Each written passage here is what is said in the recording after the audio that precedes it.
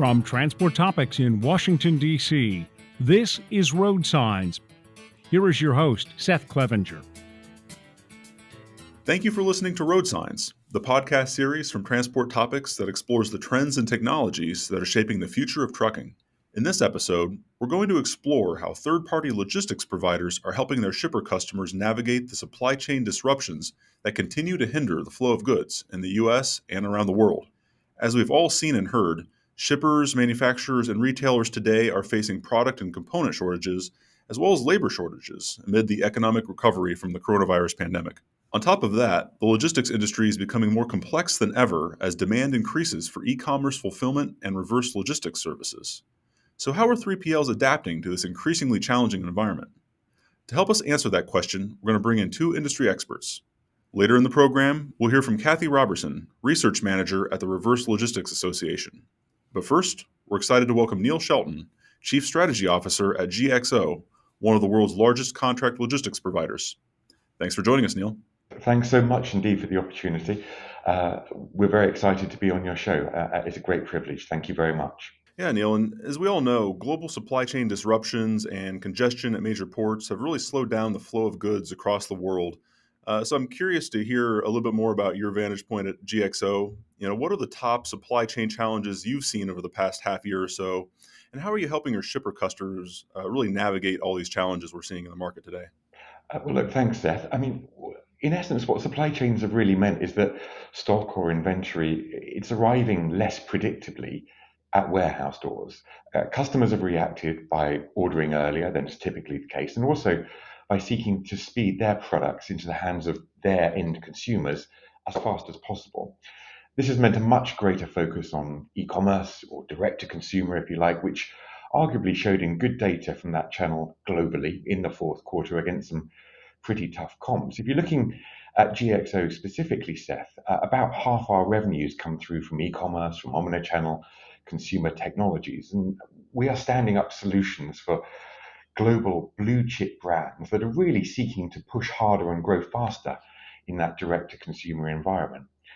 As you can imagine, e-commerce is complicated. We had a number of solutions that through the Thanksgiving weekend processed well over 500,000 outbound e-commerce packages per day. Now, depending on the customer, that can be millions of products needing to arrive at a packing station to meet ever-shortening delivery cut-off times. And what GXO is doing in this very uncertain environment is delivering a lot of what the rest of the supply chain can't: predictability and resilience. Yeah, predictability. I mean, it's so uncertain, the environment that shippers and even 3PLs and carriers are dealing with these days. So the more business intelligence, the more data you have at your fingertips, the better equipped we all are to manage these really challenging times. And of course, when we look at the market as a whole, several factors have contributed to these recent supply chain disruptions we're talking about. One of the factors we hear a lot about are labor shortages in trucking and really across the manufacturing and logistics worlds. And a lot of this, of course, is driven by all the disruption from the new coronavirus variants, adding more uncertainty to the system.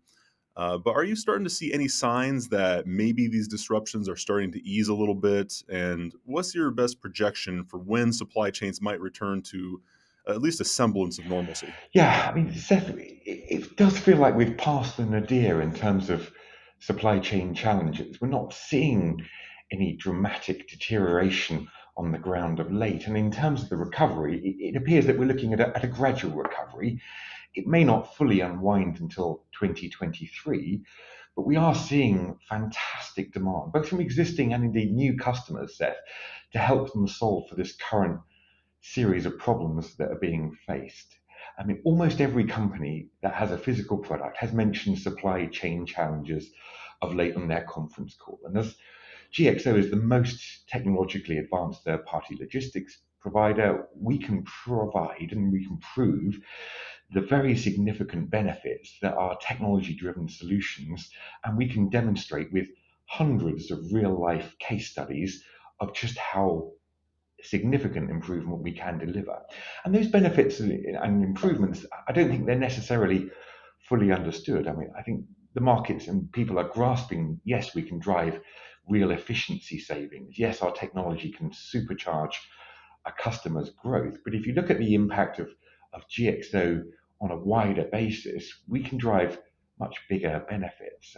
There was a trading update very recently, Seth, from one of our customers, and they highlighted that if you look over the past 2 years, that the proportion of full price sales has risen by nearly 50%, and they've dropped the proportion of end of season discounted sales by 25%. So that amounts to many hundreds, if not thousands, of basis points of gross margin benefit for the customer, which has accrued since we've deployed our technologies to their warehouse. And there are many other examples we could give you highlighting the benefits we can deliver to customers. And that's why we're seeing a phenomenal growth opportunity globally, both from existing customers and also from new customers. We're delivering a real competitive advantage now in terms of those warehouse solutions in this environment that you highlighted that remains uncertain for many warehouse operators.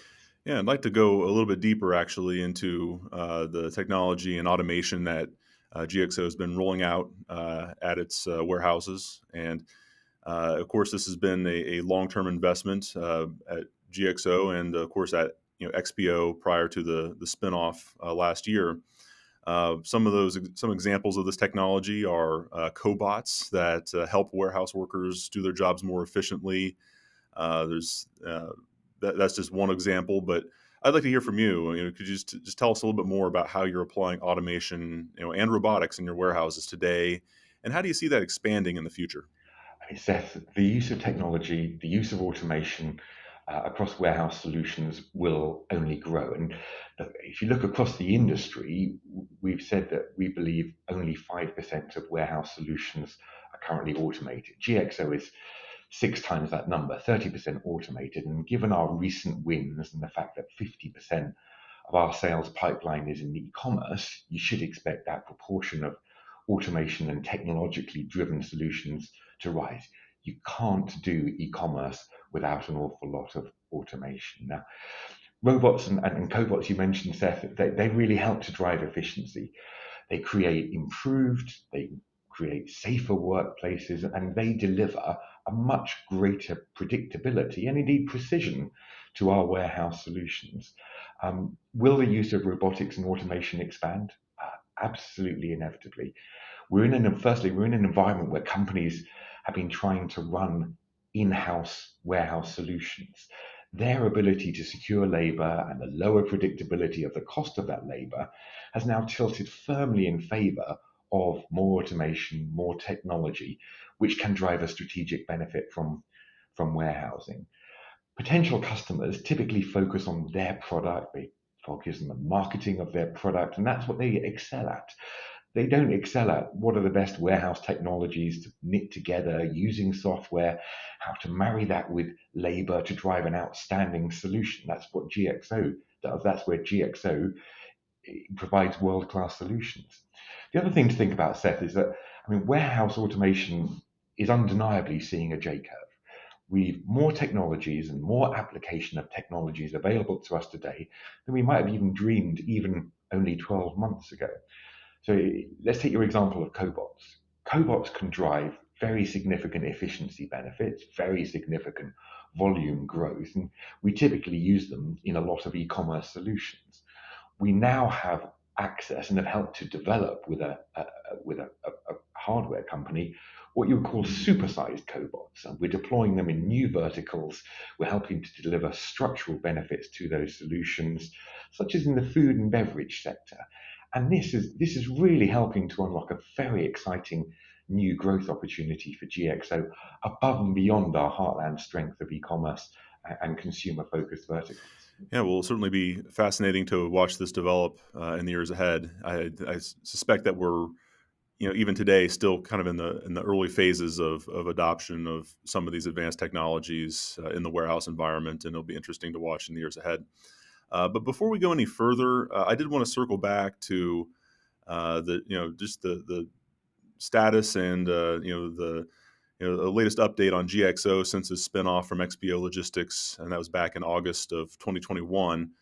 So could you just give us an update on how GXO is moving forward as a standalone company over these past several months? I mean, I think if you look at the results we posted for the third quarter, they highlighted that GXO is moving forward really nicely as a new, as you say, standalone company. We put up 25% year over year revenue growth. We raised our guidance for 2021. We also exited that quarter. It was our first ever quarter with a record sales pipeline, which stood at $2.3 billion. I mean, as a standalone business, Seth, we've got a great opportunity to highlight the long duration of growth ahead of ourselves. It's driven by e-commerce, it's driven by increasing amounts of technological deployment, and it's also helping to speed up what we see as a massive outsourcing opportunity for GXO. About 30% of the $430 billion total addressable market we've highlighted is outsourced today. And we're super excited looking forward. I mean, there really is nothing like GXO out there. And as a standalone company, we'll be flagging the massive growth opportunities ahead just by simply solving our customers' problems, which you highlighted earlier in terms of the supply chain. From time to time, an issue commands so much of the industry's attention that it requires a deeper dive, a resource readers can turn to, a Transport Topics special report. We're turning our attention to another big issue, electrification and the key factors that will drive this industry trend. In every case, we're working to provide our readers with information, analysis, and clarity on key issues confronting fleets. One comprehensive resource packed with insights that can give you the edge. Transport Topics invites you to learn more about our special reports. To reserve your copy of the latest special report, visit ttn.ws/electrification.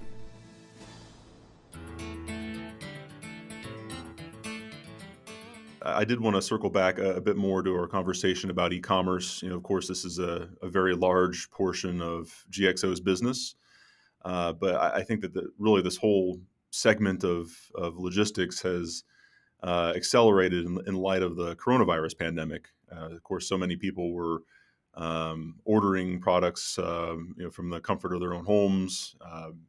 In the early days of the pandemic, going out to brick and mortar stores less than they would have in the past. Of course, now we're seeing people more and more go back to stores that and restaurants and starting to get back to life as it was before to some extent. But from your vantage point, just how much has e-commerce fulfillment evolved in light of the pandemic and all these changes in our society over these past couple of years? It's evolved notably, Seth. I mean, if you look at the shift to the e-commerce channel, it was incredibly notable through the pandemic. And there's no sign of that consumer behavior reversing. In fact, quite the opposite at the moment. The consumer, as a result of the pandemic, they now expect best-in-class e-commerce service, which is typically same day or next day delivery, and always getting exactly what they ordered in perfect condition. E-commerce typically requires many multiples of work per product versus retail within the warehouse, where much of retail activity was actually done in store. Now, our customers are embracing the e-commerce channel, and they're planning for their best-in-class consumer experience to be a competitive advantage looking forward. I mean, I was at a site last week, Seth. We opened an e-commerce solution, very well-known global consumer brand. That site has driven a 45% improvement in that brand's net promoter score. So for any brand, that is an enormous benefit. So our solutions not only driving great efficiencies, but they're also enhancing the consumer experience. And that is really important for our customers. Yeah, and along with the growth of e-commerce is also growth in the need for reverse logistics. And especially now that we're well into the the post-holiday period when there's typically a surge in product returns, I'm wondering how GXO is managing that increase in demand for reverse logistics as more and more product is ultimately sent back in a product return or exchange. Yeah, I mean, without question, Seth, there's been a lot of data points highlighting a pickup in returns activity, partly because of a high level of e-commerce activity, but also consumer spend on products with a higher propensity to be returned. You're not wearing sweatpants, people are wearing suits again, and the fitting service there required has to be perfect. A great returns or reverse logistics service it brings real advantages to our customers, as you can imagine. We are aiming to deploy more and more technologies to help bring down the cost of returns, to speed up the process, and to drive value for customers. We're using machine learning coupled with new vision technologies and are developing new solutions that really can help to not only drive down the cost of returns, drive better margins for our customers, but importantly, divert product away from landfill. The industry as a whole, as you look at third-party logistics, is about 30% outsourced. Returns and reverse logistics activity is about half that level outsourced. It's a massive growth opportunity for GXO, and because of the value that we deliver to our customers, we generate higher margins. And I did want to briefly touch on yet another trend that we're seeing in the transportation and logistics industry, and that's the push for greater environmental sustainability. Of course, some shippers with corporate sustainability goals are now interested in things like alternative fuels, as well as other ways to reduce emissions. And of course, that trend also extends to warehousing as well through recycling and more efficient product packaging, for example. So at GXO, to what extent are you encountering demand from your customer base for more sustainability and related requests? We're seeing lots of requests from our customers, Seth. Sustainability is really important to our customers. It's really important to our teammates, and it's really important to us as a business. We want to do great business in the right way. Recently, it was absolutely fantastic to have MSCI recognize our doing great business in the right way with their recent AA ESG rating, which apparently placed GXO as the highest ranked larger company in the transportation and logistics segment globally. So we're very, very proud of that.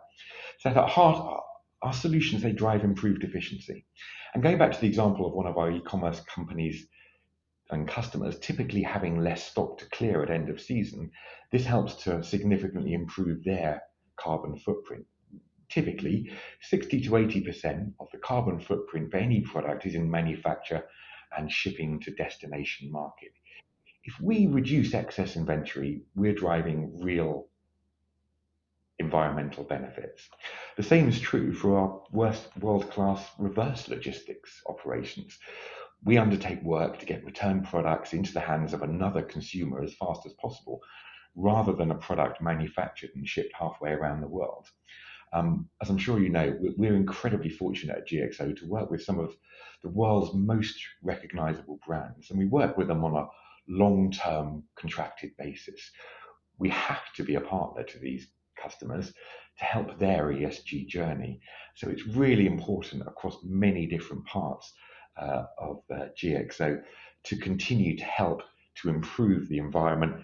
It delivers benefits to us, and it really helps to differentiate us versus the competition as well. Yeah, well, thank you for that guidance. And before I let you go, Neil, I'd like to end with a question that's very much looking forward. I'd like to hear your thoughts on how supply chains might change in the future, especially in light of all the disruptions we've seen over the past couple of years and the technologies that we're seeing adopted in our industry.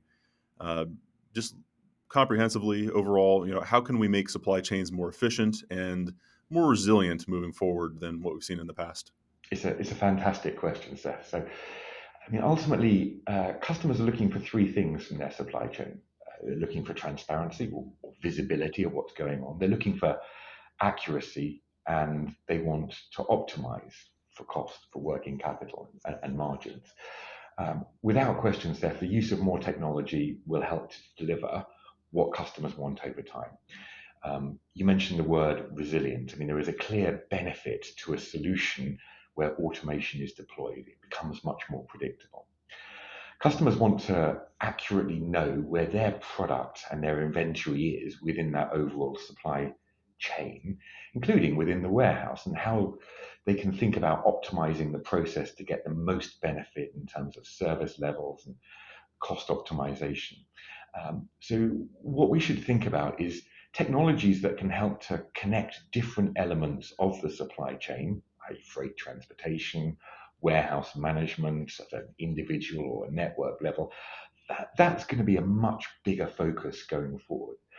There's going to be many opportunities at, if you like, exploring digital interoperability to, as you highlighted earlier, to better manage data flows and integration.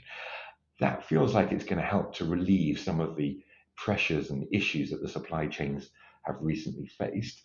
Currently, there's a myriad of standards and a lack of seamlessness, which has helped to add to some of those supply chain inefficiencies. So when we look at it from a GXO perspective, we've got an amazing number of opportunities to help our customers fix many of the issues that have been quite widely discussed in the media of late, using software, using automation, having a much more predictable solution. So we hope to have a very, very exciting story going forward, which, as you highlighted, Seth, has only just recently started. Yeah, we'll certainly be watching closely at Transport Topics. There's a lot of opportunity to do things better and more efficiently moving forward, as an industry. And this has been a really good conversation, Neil, and I appreciate all your insights. But I think we've reached a good stopping point, so let's leave it there. Thanks again for joining the podcast and sharing a bit of your time. Seth, thank you very much indeed for the opportunity, and I thoroughly enjoyed meeting you.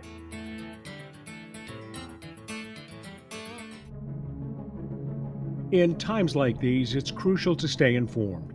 Transport Topics is offering all the information you need to make business decisions in these unprecedented times. And in the wake of the many event cancellations and group gatherings, TT ensures a virtual way to consume business content and conversation.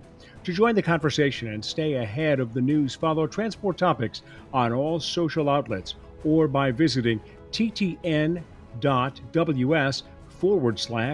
informed.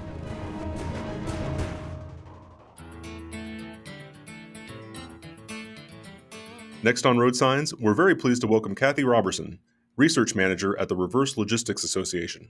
Thanks for joining us, Cathy. Hi, Seth. How you doing? Doing great, and it's great to have you on the podcast. Really appreciate you taking some time to chat with us. Oh, thank you for the invitation. Glad to be here. I'd like to start our conversation by discussing all the growth we've seen in the e-commerce space. And of course, that's nothing new. E-commerce has been growing for many years now, but the coronavirus pandemic has really further accelerated that trend.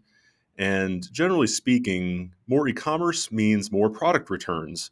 So let's just start right there. Just how much has reverse logistics grown in recent years, and especially during the pandemic with all the growth and all the focus on e-commerce?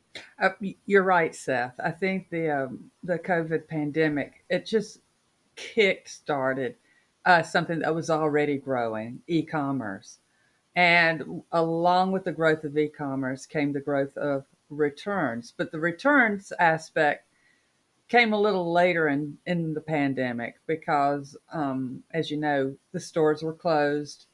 A lot of the carriers, our friends at FedEx, UPS, the post office, were struggling enough to make deliveries to our homes. All those rolls of toilet paper in the beginning. And so as a consequence, the returns, a lot of the consumers held on to the returns until later in the year or later when the stores started reopening. And that's when you started seeing a flood of returns coming in, usually done by, curbside pickup or what have you, because, in 2020, so many of us were really hesitant to step foot in a store because of the whole, the virus and such. But yeah, on average, e-commerce returns will average roughly about 30% of purchases. And it's hard to get an exact number. That 30% has been floated around for years and years, even before the pandemic. But if you think about the growth, if you add that 30% to the growth of e-commerce, that's a massive number. It really is. So right before our chat, I kind of looked up some numbers from the National Retail Federation. They do a nice job gathering up all kinds of statistics when it comes to retail. And in 2020, they estimate that the online returns more than doubled from 2019. And online returns themselves are a major driver of the overall growth of returns, which I thought was interesting. And that's really, looking back, it's like, well, duh, because more and more of us are ordering online. They estimate about $428 billion worth of return items were returned in 2020. Now, the 2021 numbers won't be coming out. Let's see, they'll be coming out within the next couple of weeks, I believe. It's just a massive number, and it just keeps growing. The more we buy online, the more we're going to return. Yeah, there's a lot of complexity there, and looking at the calendar now, we're in that post holiday period. Kind of just went through that post holiday period, and of course, Yeah. there's typically a surge in product returns, right? People return the gifts they don't like, or exchange a new sweater that doesn't fit. But how has this post holiday period compared with previous years, based on what you've seen so far? What's your takeaway this year? Well, I agree with what UPS came out with during the holiday season. UPS estimated that they were going to handle about 60 million return packages between November 14th through January 22nd, and that's actually a record. It's 10% higher than the previous holiday season. And just talking with folks, retailers, customers, and so on, I really believe it had to have been a record. I personally don't have exact numbers here, but the number of delays in delivery in early January, well, even up until now, kind of speaks to how busy the FedExes, the UPSs, and the post office has been. And I'm attributing a lot of that to the returns themselves. Now, in their press release, UPS noted that Optoro is a reverse logistics provider. They've been around for about 10 years, and they're very tech heavy. They did a study, and that they found out that before the pandemic hit, most consumers preferred to return items in store versus by way of a shipper, a carrier. By October of this year, however, it had flipped, and it was like 60% of consumers prefer to have a carrier pick up their items and ship them versus having to go into the stores. So that's quite telling. Yeah, and we'll see if that lasts as we continue to move toward hopefully some light at the end of the tunnel with the pandemic. But perhaps that'll be a permanent change, and time will tell. I honestly think it will stick, to be honest with you, because I think so many of us are working from home these days. And even when folks have to go back into an office, I think for many of us, it's going to be a hybrid, where we work 2 or 3 days at home, have maybe show up at the office once or twice a week. And the convenience of a UPS or a FedEx or a post office coming by to pick up my item for a return is convenient. Sure. And on top of all the growth and e-commerce, all the additional products being returned, and the growth of reverse logistics, we've had all these disruptions in the global supply chain, and congestion at major ports. On top of all that, it's really been just slowing down the flow of goods, and we're all feeling that in different ways. I actually just ordered a new sofa myself, and it's going to take 8 to 12 weeks for delivery, for example, and that's pretty much across the board. Every store I talked to was about the same lead time, for a piece of furniture. But how are these types of supply chain challenges playing out in the reverse logistics space? Is this going to make it harder, and is it making it harder for retailers and manufacturers to manage product returns as well? Well, first of all, I feel your pain for the furniture because I also had a similar situation.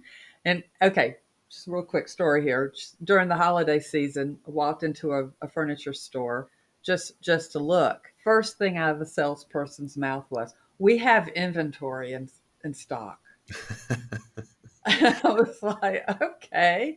And so guess what? I walked out of the store buying a chair as a result the fact that they had inventory in stock. So, but I just thought that was really it was funny in a lot of ways, because earlier in the year when I went into the same store, it was like they were all like, "Yeah, we don't have anything."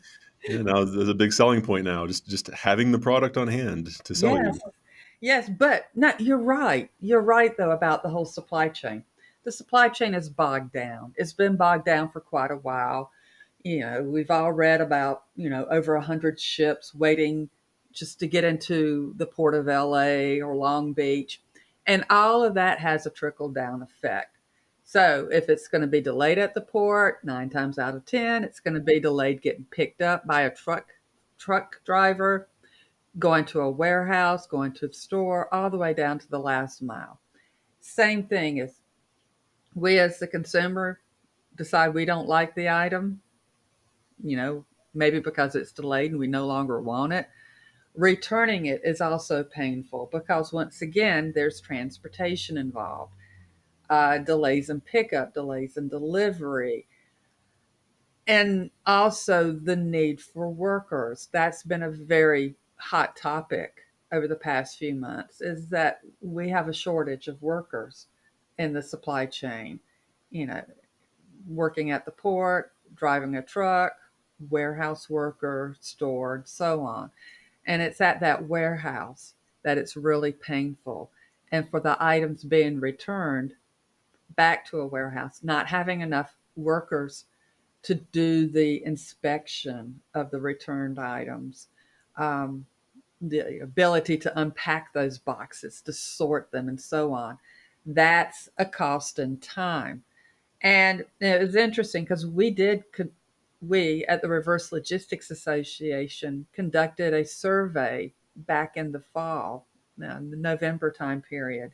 And some of the results that came back did indicate there are problems in the supply chain, such as, just the cost of returns had increased because of the increasing cost in transportation, the increase in cost for labor, and also warehousing. Warehousing space is such high demand, there's not enough of it. So the cost of that have also gone up. And then also on the flip side, which I thought was interesting, there was a comment that was made, because of the bog downs and the delays, in the supply chain. Their expectations for the holiday season, this particular survey respondent said, we're not going to we're not too concerned about an increase in returns, just because we're not getting the items in time. There won't be anything to return. So, which I thought was interesting. In fact, out of the total number surveyed, that was about 32% basically said that, made that type of a comment, saying that, because of the inventory issues, they weren't overly concerned about the number of returns. Yeah, it's certainly an interesting time we're living through right now. And when you look to some of the solutions or potential solutions, you mentioned this a little bit earlier, or gave an example, but uh, some companies, of course, retailers or logistics providers, have been turning to technology and artificial intelligence, for example, to help make reverse logistics more efficient. Either by streamlining the returns process, or in some cases even by preventing the need for returns in the first place. For example, if you're showing the consumer what they're ordering online, and it just so happens they're ordering something in a different size than they would usually order based on past purchases, that's flagged, and maybe you catch a problem, a mistaken order before it happens. Mm-hmm. But just how much potential do you see for further technology adoption and just the advance of technology in general to improve the returns process and improve the efficiency of reverse logistics? Well, you're absolutely right. It really starts with you really want to prevent them from even happening. And that starts with the website. And you're right. Making sure your sizing charts are as accurate as possible. Also, the colors, are pretty much on par. I mean, this has happened to me in the past. I've ordered something in a certain shade of green, I believe, or maybe red, and it came in and it was not the same. It didn't look the same. So, using technology for things like that, virtual dressing room, that's all really, there to help keep returns from happening. But besides that, the technology, once the item is in the process of being returned, technology, like you said, used to streamline those processes. That's really, a lot of that is needed to make it flow in a more efficient, more cost effective way. Then once it gets to a warehouse, that whole disposition of trying to figure out what the heck to do with this particular item. A lot of that, the processes behind that can be automated. I believe to a certain extent. I think you're going to always need people to eyeball things and such as that. But using things like artificial intelligence, that data behind all of this, I think is very important because you can pick up on trends, that you may not be able to pick up otherwise. It's like, why are all these red sweaters being returned in this certain area? Or, why is this laptop keep being returned? Things such as that. You can use that data for various things. You may need to go back to that. Maybe it was a supplier issue, and you can go back to that supplier with this, like, we've had 100 returns on this red sweater, so let's fix it. And things such as that. And I think technology is going to be playing a bigger and bigger role in and not only reverse logistics, returns, but I mean supply chain as a whole. And it's all going to be connected. That's the thing. Reverse logistics has always been treated as that redheaded stepchild of the supply chain. Let's just sweep it under the table, and forget about it. Well, no, it is part of the supply chain, and people need to pay attention to it. And I think you're going to see that even more this year because I laugh and say this is the year for reverse logistics. Um, so many retailers, in particular, have been focused on implementing these omni-channel strategies that include all this technology. And they've been doing that over the past year, really ramping that up, that forward part of the supply chain. And now they're like, well, we really need to start looking at the cost, our supply chain cost, transportation cost, and such as that. Returns is a beautiful place to look at to identify areas to reduce those costs. So, but yeah, the answer, and see, I'm straying here. Yeah, technology is very, very important to that reverse logistics aspect, but also is important to be able to connect it to the rest of the supply chain. Yeah, and I want to pick up on one of your comments about controlling costs, and I asked that because generally speaking, retailers usually have pretty lenient policies for product returns. Just in general, it seems that they'd rather absorb the cost of a return rather than annoy or anger a customer who might be denied an opportunity to return it at little to no cost. But how much are those policies increasing these companies' logistics costs? And are we going to reach a point, do you think, where retailers in particular might start to rethink those policies and maybe make it a little bit harder to return products? Well, you're right. There are some very liberal return policies out there. Let you return an item anytime.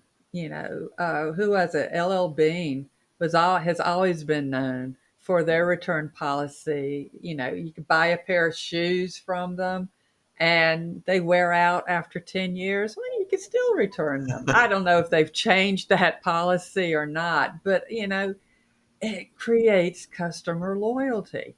Yeah. And see, I picked up on, I've always, thought of LL Bean in that example, going, wow, I'm going to keep shopping with them because of that. But yeah, you're right. It does hurt them in the long run. And it's all in this highly competitive retail field, just trying to keep customers from straying because we have so many options out there. You get mad at one retailer, if you can't find something from one retailer, well, you can just let your fingers do the typing and find another retailer very easily. It's the same with free delivery, and I put free in quotation marks. I love free delivery. And if I can't get free delivery, I don't go shopping at that website or that store or what have you. So it's almost a similar situation. It's just one of those damned if you do, damned if you don't situations.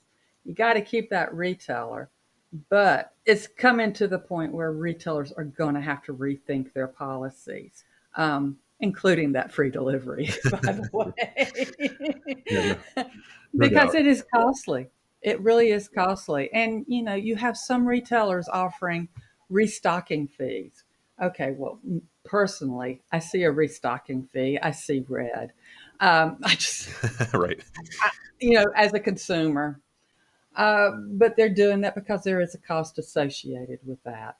And it's all about understanding what your costs are, your reverse logistics costs are, because they can be found in across the entire company, and you've got to get a handle on those costs and design. And I really think you can design a customer friendly returns policy without breaking the bank.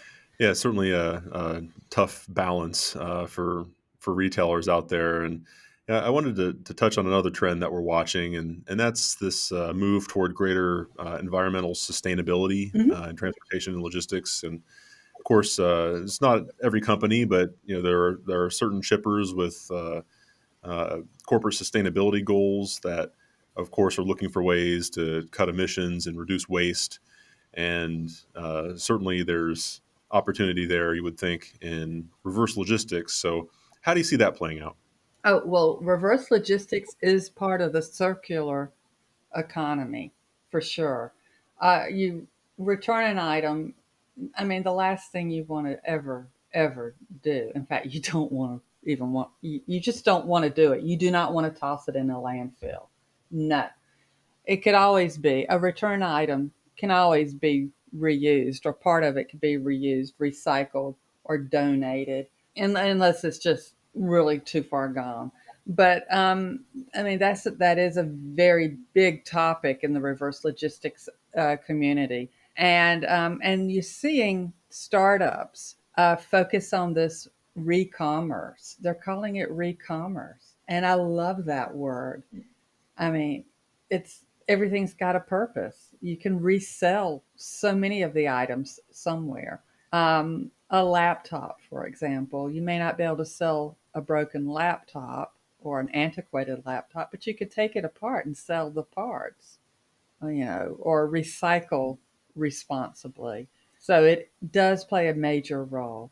And the goal is, like I said, is to keep things out of the landfill. Yeah, certainly that's something else we'll be watching in the years ahead. But before we wrap up, Cathy, I kind of want to just open it up, and I'd like to hear any additional perspective you may have on how reverse logistics is going to change in the future. Any additional thoughts you may have on how this space could change in the years ahead? I do think you're going to see more technology, um, more automation in this space, and like I said earlier, that whole connecting it with the rest of the supply chain, flipping it from a cost center to potentially a profit center. And I think there are possibilities of that. And I think also, like every other part of the supply chain, using the data that you gather from the reverse logistics side, using it for to learn more about your customers, to help improve the quality of your items, or just improve your items from a supplier perspective as well. So I think you're just going to see a lot more of that. And you're also going to be more mindful. I think more companies, like you said, they're going to be more mindful of the whole sustainability aspect of this. So perhaps there will be a retraining of consumers to rethink um, returning that green sweater. Maybe they are like, maybe regifting, maybe regift it to someone, or something such as that. But I think there's going to be a growing, more of an awareness of the whole reverse logistics community as a whole. Yeah, it's certainly becoming more and more important with each passing year, it seems. It's such an important part of logistics as a whole. I really appreciate all your insights, Cathy. This has been a really good conversation and very insightful. But I think we've reached a good stopping point, so I'll leave it there. Thank you again for joining the podcast. It was great to have you on. Thank you for having me. I appreciate it. Did you know you can ask Alexa to open Transport Topics? In just 1 minute, you will hear the biggest trucking headlines of that day. Be prepared and start your morning off right with Transport Topics. Before we close, let's take a moment to revisit our original question. How are logistics providers helping their shipper customers navigate supply chain disruptions and adapt to an increasingly complex logistics environment? As we've heard from our guests, the deployment of technology and automation in warehousing and logistics are already streamlining processes, reducing waste, and creating more efficient and resilient supply chains. Technology adoption is also helping logistics companies better respond to the growth of e-commerce and the expanding need for reverse logistics services. The ongoing disruptions and supply shortages have only raised the stakes for these types of investments and process improvements. And challenging times like these are also when logistics providers can shine the brightest. By helping their customers manage disruptions and respond to rising demand, 3PLs can more clearly demonstrate the value of their services.